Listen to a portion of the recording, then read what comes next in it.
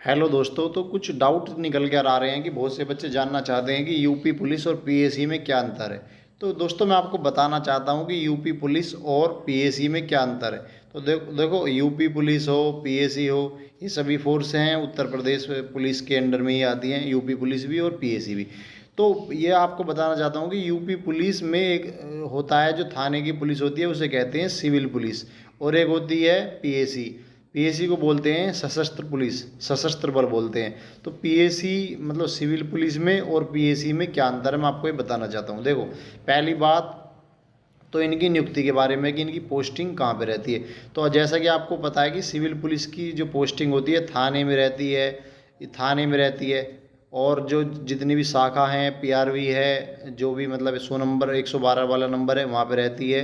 जो police office में रहती है, जो जितनी भी ब्रांचेज हैं ये वो इन सब में रहती है। अब मैं बात कर रहा हूँ पीएसी। तो पीएसी की जो आपकी जो पोस्टिंग होती है वो कहाँ होती है। पीएसी हमेशा गार्ड में रहती है। जैसे मान लो पीएसी की जो पूरी यूनिट होती है, पीएसी अपनी यूनिट में एक साथ रहती है। पीएसी का सिविल पुलिस से कोई मतलब नहीं होता। पीएसी अपनी अलग चलती है, सिविल पुलिस का अपना थाने का मामला अलग है। पहली बात तो नियुक्ति के बारे में हो गया। तो दोनों का जो कार्य क्षेत्र है वो बिल्कुल अलग अलग है। देखो, मेन दोनों का काम है शांति व्यवस्था की ड्यूटी करती है पुलिस भी और पीएसी भी। लेकिन दोनों का काम करने का जो तरीका है वो बिल्कुल अलग है। जो सिविल पुलिस है वो थाने स्तर पर काम करती है और जो पीएसी है वो अपनी बटालियनों में काम करती है। बटालियनों में दूसरी बात, अब बात करेंगे सैलरी की। तो जो दोनों में पीएसी में भी और सिविल पुलिस में भी सैलरी लगभग लगभग बराबर होती है। अंतर क्या होता है मैं आपको अंतर बताना चाहता हूँ। देखो, पीएसी में सैलरी ज़्यादा मिलती है। ज़्यादा क्यों मिलती है उसका एक कारण है। जैसे आपको पता है कि पीएसी मान लो मुरादाबाद की एक बटालियन है, मुरादाबाद में कोई बटालियन है, अगर वो मुरादाबाद से कहीं जा रही है, मान लो मुरादाबाद से वो मेरठ जा रही है और वहाँ 1 महीना 2 महीने रहेंगे, तो उन्हें वहाँ पे टीएडीए मिलेगा लगातार। तो वो टीएडीए से उनको जो है सैलरी उनकी ज़्यादा हो जाती है। दूसरी चीज़, अब ये दो चीज़ होगी। अब मैं बताना चाहता हूँ कि प्रमोशन। तो देखो, सिविल पुलिस में और पीएसी में प्रमोशन का क्या हिसाब है। देखो, आजकल जो वर्तमान में मैं बताऊँ विभाग में क्या हो रहा है कि सिविल पुलिस का जो प्रमोशन है वो टाइम से हो रहा है। आपको पता होगा कि सिविल पुलिस में 2011 बैच तक के जितने भी सिपाही हैं वो सब हेड कांस्टेबल बन गए। लेकिन जो पीएसी है, पीएसी में जो प्रमोशन की प्रक्रिया है वर्तमान समय में वो लेट चल रही है। तो प्रमोशन का ये हो गया। सैलरी मैंने आपको बता दी लगभग दोनों की बराबर होती है, बस टीएडीए का अंतर होता है। दूसरी बात, पोस्टिंग मैंने बता दी। भर्ती प्रक्रिया दोनों की बराबर होती है, एक साथ होती है। बस कौन कौन पीएसी में जाता है, कौन सिविल पुलिस में जाता है, वो आपके नंबर डिसाइड करते हैं। जिनके नंबर ज़्यादा होते हैं, हाँ, तो दोनों की जो सैलरी है वो बराबर होती है। और आपको मैं बताना चाहता हूँ तीसरी बात ये होती है कि जो सिविल पुलिस पर आजकल काम का ज़्यादा बोझ है। आपको पता, थाना स्तर पे बहुत सारे काम होते हैं पुलिस के, तो सिविल पुलिस को काम ज़्यादा मिलता है। और पीएसी जो है उसकी क्योंकि शांति व्यवस्था की ड्यूटी होती है, तो पीएसी का कोई इतना ऑफिशियल कोई काम नहीं होता और पब्लिक से कनेक्ट उनका नहीं होता। सिविल पुलिस को पब्लिक से कनेक्ट रहना पड़ता है और जो पीएसी है उसका पब्लिक से कनेक्ट नहीं होता।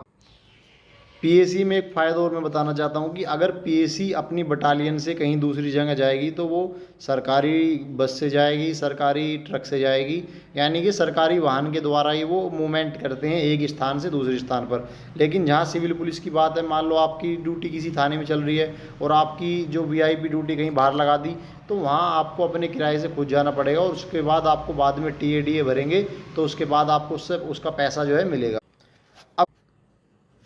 कुछ बच्चे पूछते हैं कि सिविल पुलिस में या पीएसी में पढ़ाई का हमें कहाँ मौका मिलता है। तो दोस्तों मैं आपको बताना चाहता हूँ कि सिविल पुलिस क्योंकि बहुत बिजी है आजकल, पब्लिक का बहुत ज़्यादा वो हो रहा है, तो मतलब सिविल पुलिस में आपको पढ़ने के लिए बहुत ज़्यादा प्रॉब्लम फेस करनी पड़ेंगी।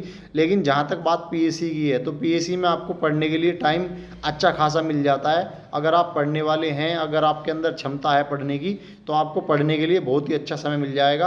आप पढ़ सकते हैं, आप अपनी जो नेक्स्ट एग्ज़ाम में आने वाले एग्ज़ाम हैं उनकी आप तैयारी कर सकते हैं। लेकिन सिविल पुलिस में ये सब बहुत मुश्किल होता है। सिविल पुलिस में आप मुश्किल से तैयारी कर पाते हैं, लेकिन जो पढ़ने वाला है वो तो पढ़ लेगा।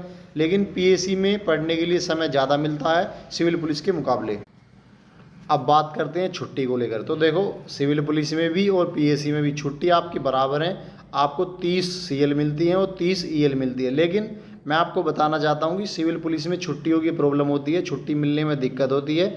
लेकिन जो पीएसी है, पीएसी में आपको छुट्टियां आराम से मिल जाती हैं, कोई दिक्कत नहीं होती, आपको आपकी पूरी छुट्टी मिलती है।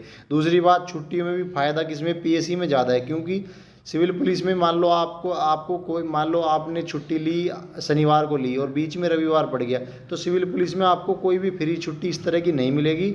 लेकिन पीएसी में आपको जो सरकारी अवकाश हैं वो आपकी छुट्टी में एक्स्ट्रा इंक्लूड होते हैं, तो आपको उसमें आपको एक जो ज़्यादा हैं आपको मिल जाता है, छुट्टी ज़्यादा मिल जाती है, क्योंकि जितने भी सरकारी अवकाश होते हैं वे आपकी छुट्टी में इंक्लूड हो जाते हैं। लेकिन सिविल पुलिस में इस तरह की कोई व्यवस्था नहीं है। देखो, तो अब मैंने आपको दोनों को क्लियर बता दिया, इनकी पोस्टिंग बता दी कहाँ थाने पे होती है, उनकी बटालियन में होती है, सैलरी दोनों की बराबर है, बस टी ए डी ए का अंतर है। दूसरी बात, इनका मूवमेंट होता है तो इनके सरकारी वाहन से होता है और सिविल पुलिस वाले अपनी व्यवस्था खुद करते हैं। दूसरी बात, छुट्टी दोनों को बराबर मिलती है। तो ये दो बेसिक अंतर है सिविल पुलिस में और पीएसी में।